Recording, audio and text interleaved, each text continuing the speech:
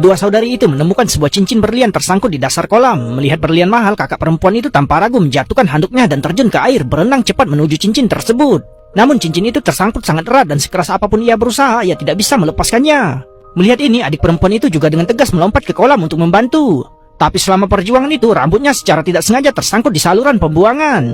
Tanpa diduga, penjaga kolam renang melihat bahwa semua pelanggan telah pergi dan memutuskan untuk menutup kolam lebih awal. Dia menekan tombol dan penutup saluran pembuangan perlahan menutup, meninggalkan rambut adik perempuan itu masih tersangkut di dasar. Dalam keputusasaan, wanita itu menarik keras rambut adiknya ke atas dan sekuat tenaga akhirnya membebaskan dirinya dari kesulitan tersebut. Kedua saudari itu berenang sekuat tenaga ke atas, tapi sudah terlambat, penutup kolam tertutup rapat. Mereka berteriak meminta bantuan, tapi penjaga kolam seorang pria tua mengabaikan teriakan mereka. Adik perempuan memarahi kakak perempuannya karena serakah dan menyebabkan kesulitan mereka, sementara kakak perempuan menyalahkan adiknya, mengatakan bahwa jika ia tidak ikut masuk ke kolam, situasi tidak akan terjadi. Ditambah lagi, hari itu Jumat dan kolam tidak akan dibuka pada hari Sabtu dan Minggu, artinya tidak akan ada yang datang ke kolam renang selama 2 hari berikutnya, membuat mereka terlantar tanpa makanan.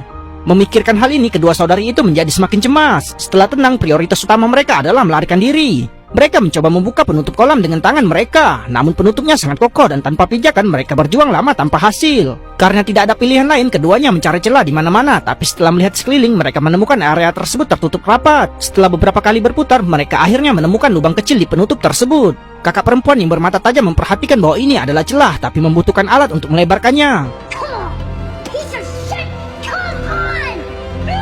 Kakak perempuan itu tercengang oleh tindakan bodoh ini, tapi ia tetap memutuskan untuk mencari alat yang dapat digunakan.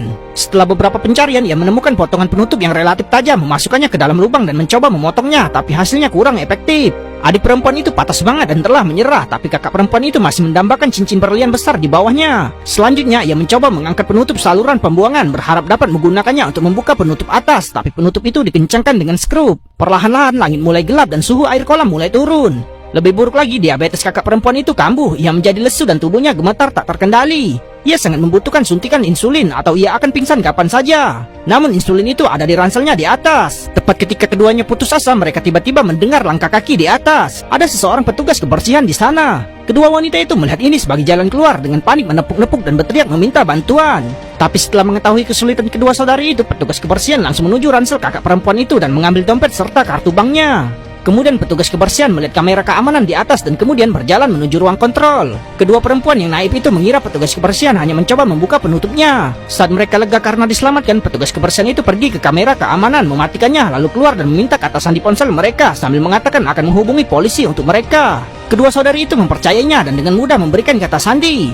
Setelah membuka kunci ponsel, petugas kebersihan itu menghentikan kepura-puraannya. Ia tidak berniat menyelamatkan mereka dengan mudah.